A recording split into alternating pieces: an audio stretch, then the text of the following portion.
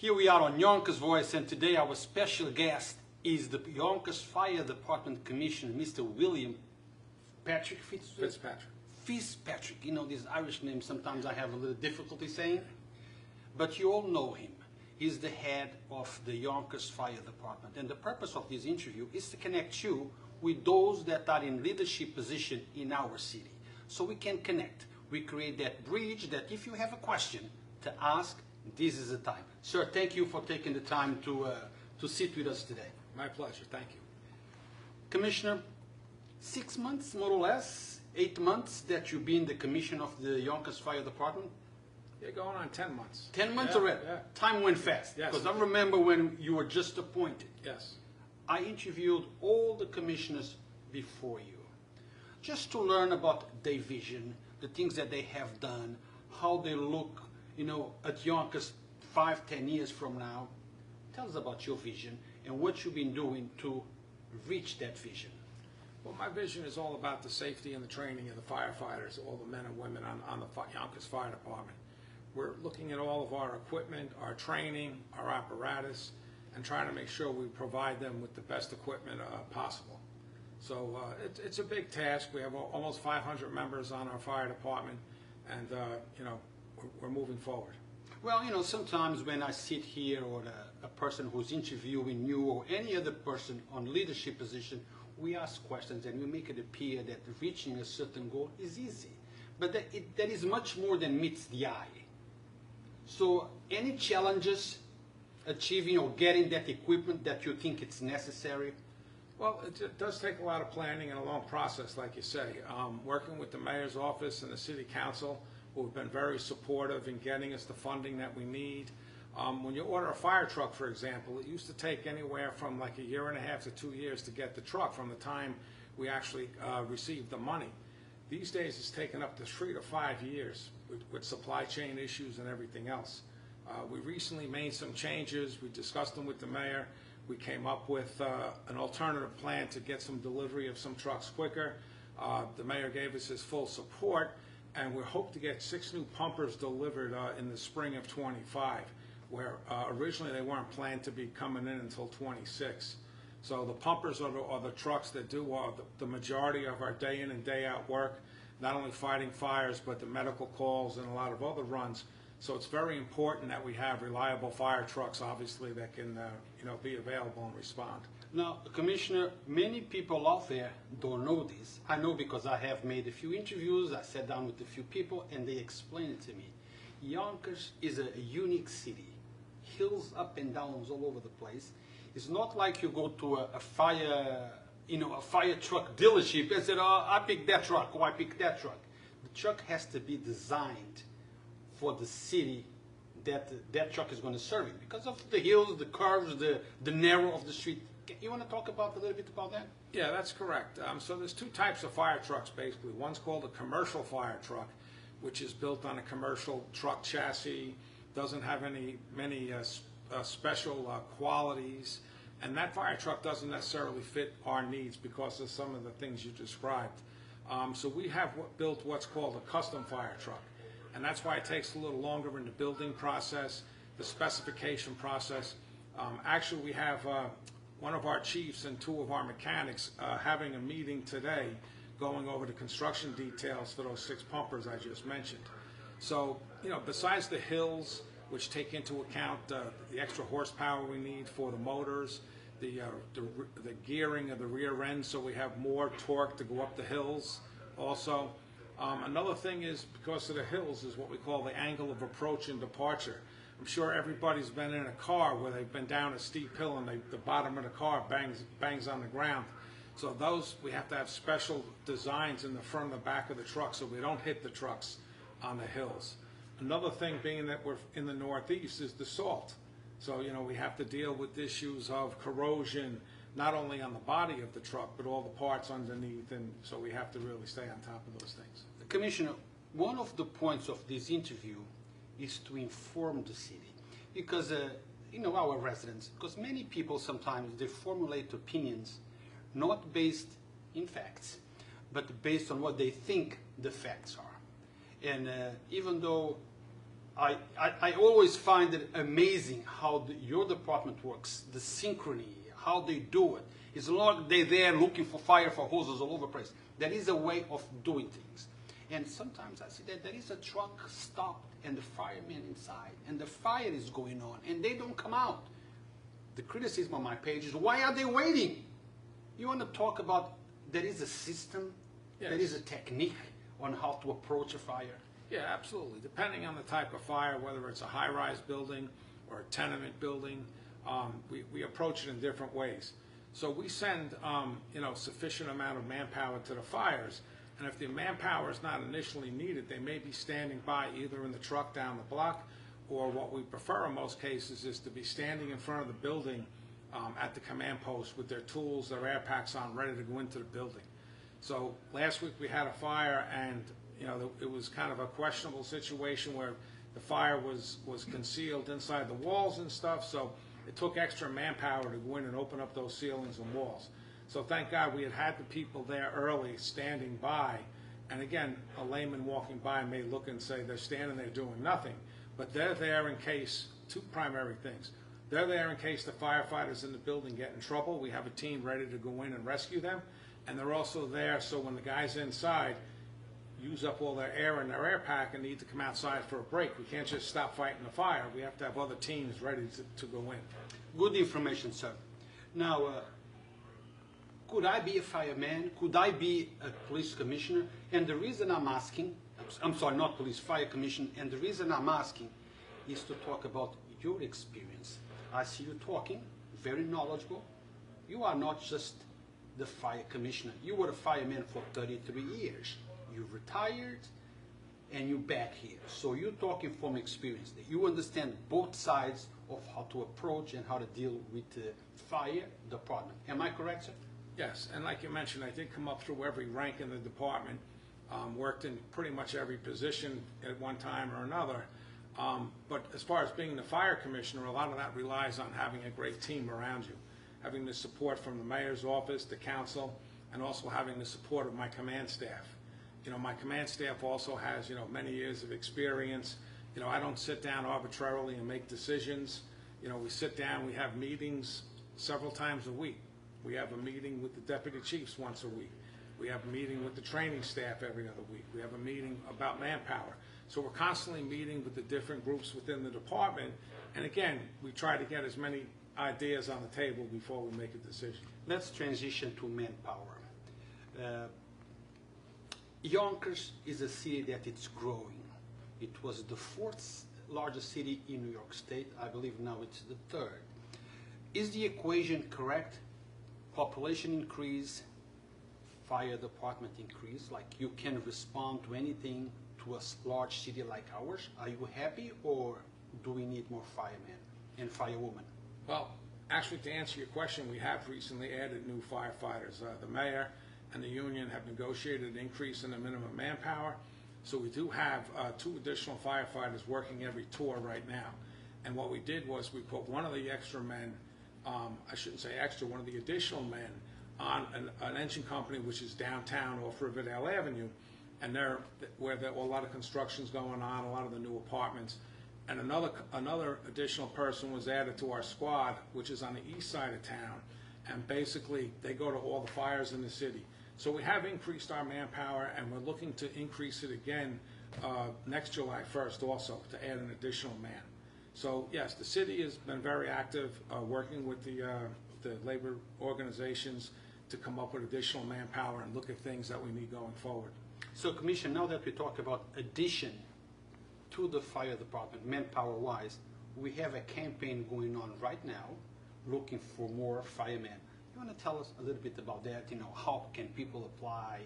What's the requirements? Because, there is a lot of complaints. We don't see enough women in the fire department. We don't see enough minorities in the fire department. And I see the campaign that we are really targeting women and minorities to come aboard. You want to tell a little bit about it? Sure. So we have an active recruitment program going on right now. We have a captain and 2 firefighters assigned to our recruiting office, which is located down at the Riverfront Library. The office is open all day, 7 days a week. They have from October 18th of this month, from October 18th through December 18th to apply for the written test, which will be next March 1st. They are targeting, men and women of color, women, also, and they've been doing a very good job the last several years. We currently have 2 women on the job. One was added in our last class, and our overall minority level is a little over 30%. Now, I go to many or most fires in Yonkers, large fires, of course, not every single one. And I look around and I don't see the woman that you talk about. I'm not saying they're not there, because remember, they have their gears on. Sometimes it's hard to identify who is who, but I don't see them. And the population in Yonkers are asking, where are they? In the office somewhere, different assignments, or do they respond to the fire? No, absolutely. I mean, we have almost 80 firefighters on duty every shift. So, those 2 women firefighters are on the schedule throughout, 7 days a week, 365 days of the year. So one may not be on duty all the time. But they're both active firefighters. They're both on the line. One is currently assigned to Station 10 on Soma River Road. And the one that was a probationary firefighter, she was down on Riverdale Avenue, and I think she's out at Station 14 now on Central Avenue. The probationary firefighters do a rotation their first year.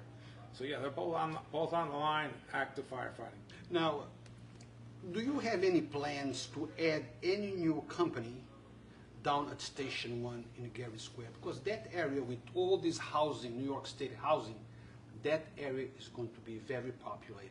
And with the plans that we're hearing that some buildings are about to go up in the Chica Line, probably, but in other areas around that area, the population is growing. Any plans for any additional fire engines at that way?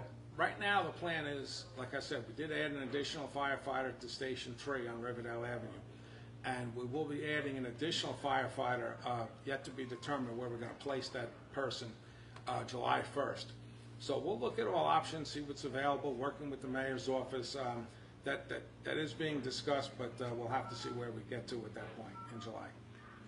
If you were the man responsible for signing what you need, the mayor said, Commissioner, you decide. What would be your first priority to you? What would be the first thing you would address? More fire trucks, more personnel, more firehouses? What would be your first priority? Yes. All of them. To all of that. That's a difficult question to answer because, manpower is the key to what we do. If we have a structure fire, it's very important to get that first hose line and get water on the fire. So, it depends. Manpower is very important, probably the most important issue. The companies, obviously cut down our response times, and equipment helps us do our job. So it's kind of a tough question to answer. What is your priority, or what is the priority of the fire department personnel when they respond to a fire? I know what it is, but I just want to make clear that the people can hear from the man in charge. Okay. Saving property, saving lives, saving animals, what is it? Oh, of course, the number one priority is saving lives. The first arriving company on the scene does a size up of what's going on, gets information. Are there people still trapped inside? You try to talk to someone at the scene. Is there still somebody in there? But also at the same time, it's important to get water on the fire. If there's people trapped in the building, the seconds are ticking away on getting them out. So when the engine arrives on the scene, they're stretching a hose line with water in to kind of protect everybody that's still in the building so the other companies can make a rescue. I have been in fires where water pressure was a problem. And if water is a problem, then people are in danger. What have you done to solve, address, fix the water pressure in certain areas? Well, that's not actually the responsibility of the fire department. No, but you make suggestions, right? No, it's the responsibility of the water department. And they've done a great job the last several years with infrastructure. They've been upgrading the hydrants. During the time I was retired, the past 12 years, they've grown in leaps and bounds as far as replacing valves, replacing the size of the mains. The water department has done an outstanding job. The fire department, on the other hand, we check hydrants annually, which we're just wrapping up now for the year, to make sure they work, make sure they drain properly so they don't freeze in the wintertime. You know, we have increased the size of the hose that some of our fire trucks carry. You'll see a larger yellow-colored hose, that's 5-inch hose, which delivers a lot more water to the fire pumpers so they can pump it into the hose lines that we have in the building. Now, I'm a strong believer of being proactive instead of reactive. And I think that lots of fires in buildings at times could be prevented if people take care of certain things, precautions, like fire alarms, change the battery. Would you like to address that so people who are watching can take your suggestion and maybe that will save somebody's life? Well, like you mentioned, smoke alarms are probably the single most important thing, whether it's a private house, an apartment building, a high-rise. Then there's other things like, you know, when you leave the apartment that's on fire, close the door. So this way it contains the fire to that apartment. We've had many, not just in Yonkers, but we've had many instances throughout the area where a large number of people have been injured or killed because the apartment door was left open and allowed the heat and fire to, you know, come out into the hallway and stairwell. So between smoke detectors, closing the door to the fire apartment, you know, then we get into fire prevention things like we're getting into this time of year. Extension cords, you know, using extension cords for excessive distances, using cheap extension cords, using extension cords, putting them under a rug so people don't trip on them, so they get trampled on and get frayed and cause fires. So if you use an extension cord that is not properly rated, what happens is the extension cord heats up, and that's what causes fires many times with extension cords. So I hope all of you are listening, taking notes about what the Fire Commission is telling you, and you take your precautions to make sure that everyone in your household is safe. Listen careful. Now, Commissioner, 2 or 3 days ago, there was a fatal fire on McLean Avenue, 106 McLean Avenue. A man lost his life. Probably you don't know yet the source of the fire, but for what you know, was a preventable fire or It's still under investigation, like you say, so I don't want to get into specifics, but you know, it's just, yeah, things there probably could have been done better within the household. Like I said, it's still under investigation, but you know, we don't consider it you know, suspicious or arson at this time. It was probably a housekeeping issue. Do you suggest that households train themselves with drills? If there is a fire, this is the best way to get out. Don't start looking for your wallet or cell phone, just get out. Any suggestions you want to make to those that are watching us? Yeah, well, as you know, we just finished Fire Prevention Month last month, October. We visited thousands of school kids, businesses, did a lot of events. And yeah, that's one of the things we talk about is, number one, not go back into the house, but also have a meeting place outside the house.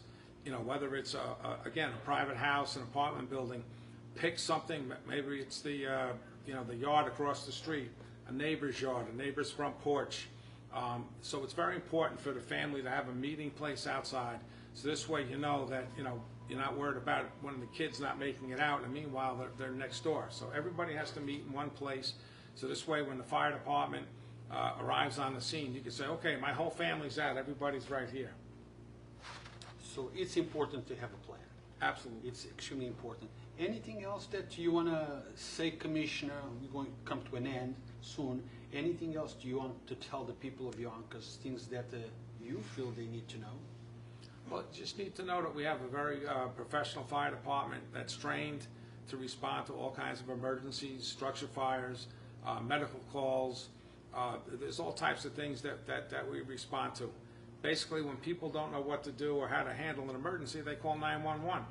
And the fire department responds for a varied number of reasons. I dial 911. I say I have a fire, I see smoke, I can smell something. What's the response time, an average response time? Well, in Yonkers, you're talking probably 3 to 5 minutes. You know, more towards, you know, 3 to 4 minutes. Sometimes less. Yeah, sometimes less, obviously. You know, when you call up, like I said, our department, especially for a structure fire, triggers a response where you're going to get over 30 firefighters respond to the scene. On a medical call, you're going to get a single engine company, which is sufficient to handle a call. 4 to 5 personnel will be on that engine to handle the call. We have a very good save rate with heart attacks because of our response time, because of the defibrillators that we use, and also the automatic CPR devices you see used now as well.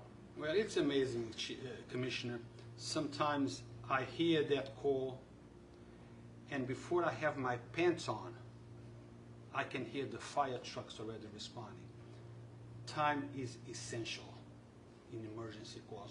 Fire department, police department, and Empress EMS, key to save lives. Absolutely. I mean, the quicker we get there in a fire, we can contain it. We get there quick. We hold it into a smaller area. We get the hose line in place like we discussed before, which keeps the fire small. Obviously there's times we get there where the fire's, expanded past the original apartment, which makes it more difficult for us. But again, we have the manpower in most cases to keep it in check. We had a fire maybe about a week ago on Locust Hill where I saw you and the mayor. You were there, but you didn't interfere much. You stayed in the back and you let your team do the job, correct? Or do you sometimes get involved? Do you feel that urge of getting involved? I mean, like I said, the command staff and the battalion chiefs do a great job. Typically, even when I was the deputy chief, I would show up, tap them on the shoulder, and say, "Hey, look, I'm here if you need anything." Stand back and let them run the operation, because that's what they do every day in and day out. That's what they do. Very well trained, I would say. They work like a Rolex. Yes, very good. Yes, very well trained. Commissioner, AI, artificial intelligence, is something that we've been hearing a lot about it nowadays. They're all over. Do you rely in any way into artificial intelligence as of this point on fire reports or how to deal with fires? Anything or not yet? Nothing really right now. We're looking into some new records management systems, some new dispatch system within the next year. So we're always looking at the latest technology. We just updated our mobile command center with Starlink, which you've heard through Elon Musk. So we're trying to stay cutting edge with everything, all of our equipment. Let's rewind the tape just of your life, 33 years back, when that new fireman just came out of the academy, joined the Yonkers Fire Department. Let's go back. Let's do a flashback. If you were there now and you look forward, did the fire department change a lot? Or it's still pretty much the same? Well, the teamwork's the same, but they have better equipment today. The advent of better communications, thermal imaging cameras are a big thing today, which wasn't available then. So the men still work together, the men and women still work together, they work hard, but today the equipment is so much better, which makes us safer, makes us be able to do the job quicker and better. The future. What's in the future for us, for the city of Yonkers, for your department? I don't know. I mean, things change so quickly. I mean, I can't imagine. We're working on the present. I really don't know. I guess maybe someday they can do it remotely. Well, Commissioner, thank you very much for your time. All right. I hope that the people who are watching us enjoyed it. I hope that you could answer some of the questions that they may have. Okay. The point of this interview is to connect. It's to create a bridge between them and those like you in position of leadership, where they can talk directly with you, ask questions to you. Because years ago that was very difficult. I've been living in Yonkers for 40 years. The first mayor that I ever met was Mayor Mike Spano. The very first. Back in those days, before social platforms, social media, phones and live streams, that was like meeting a movie star. Almost impossible. Today we can connect. They can come on a live stream, talk to you, please ask the commission this question, please ask the mayor that question.